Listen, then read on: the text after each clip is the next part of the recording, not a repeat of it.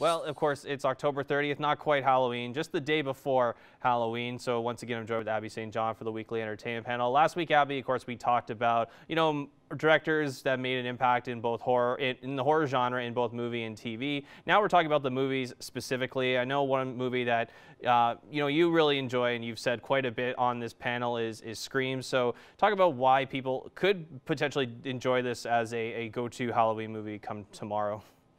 Yes, I think this is a perfect, even the franchise in general. There's four movies currently, but nothing beats the first one.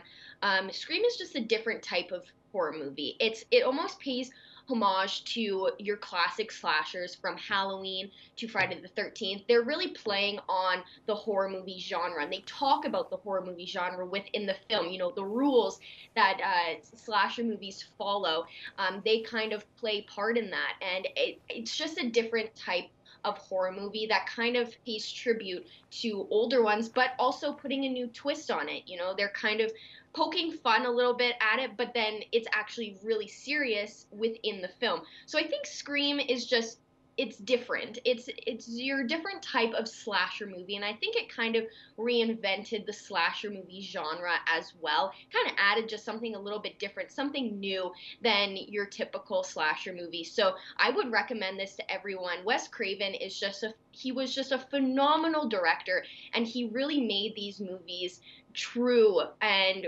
different and newer than the past ones from the 80s and so on. And the cast as well is just amazing. You have Drew Barrymore in the beginning, which is awesome because at the time, even today, she was a big star back then, especially. And then Nev Campbell, Courtney Cox, of course, and then David Arquette. Three very great actors who made it throughout the whole four franchise. So they will be in the fifth one, which starts production next week, which is very interesting. And then in the original, you had Matthew Lillard and Skeet Ulrich as well, two very talented actors. So Scream is just an amazing movie and franchise. So that's something I would highly recommend for people. And of course, Wes Craven did a lot of other great horror movies, including the Nightmare on Elm Street franchise. But one movie that I know that, of course, like I said, I'm not a huge horror guy, but one movie that I really love was the new It. And of course, there is the old one from the miniseries back in the early 90s there. And of course, either one's good to watch on Halloween there. But the reason I think the new one really appealed to me for someone that's not a horror person was because, it just reached that audience that it's not just for horror fans. It's, people, my buddies that are, hockey guys, they like this movie as well because there's good comedy, there's good horror sequences, and plus there's things that they couldn't do in the miniseries back in TV that really and also illustrate more points in the actual novel itself. Yes, for sure.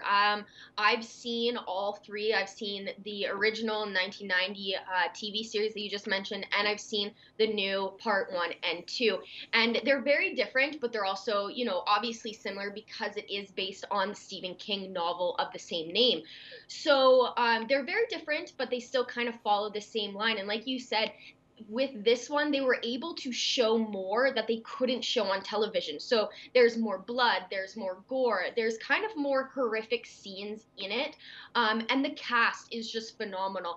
Going off on the second part with the adult losers, I don't think they could have made a more perfect cast. This similar look to the kids.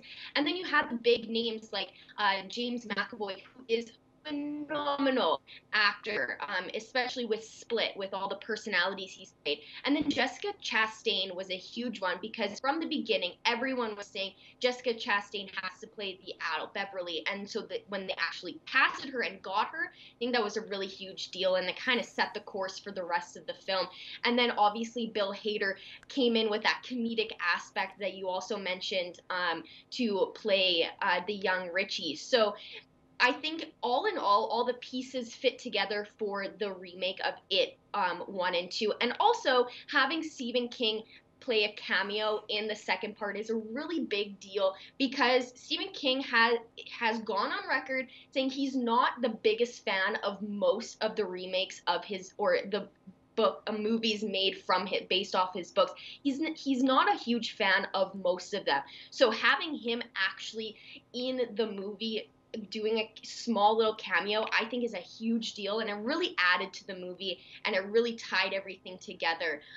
So definitely recommend the new It Chapter 1 and 2, but I also would recommend the 1991 because that's still a classic, and its own standalone movie because it's different from the new one. So I recommend all three, but It Chapter 1 and 2, the new one, I think did a phenomenal job. Andy Muschietti was a phenomenal director. He is a phenomenal director, and he really put those pages from the book to life. And lastly, Abby, just before we wrap things up here, quickly name just if there's some other movies that you'd recommend on this Halloween night as of tomorrow, I guess. But what are some quick ones just to name off the top here really quickly before we wrap things up that you would Few recommend? of them, classic Halloween. Obviously, I love watching Halloween on Halloween. So any of those movies, Friday the 13th is also a good one. If you're more into the paranormal, Insidious, The Exorcist, especially like the original Exorcist, and some of those. So you got paranormal and then the slasher, whatever you're into. Those movies are great to choose from. If you're more into the less scarier ones, more of the obscure and freaky, the Rocky Horror Picture Show is always a great classic. It's a musical, so if you're really into that. And yeah, so those are some great movies to choose from for the Halloween season. There's definitely lots, like you said, there to choose from. Of course, Sinister was just named by scientists the scariest movie out there. Yes, Abby St. John, thank you so much. thank you.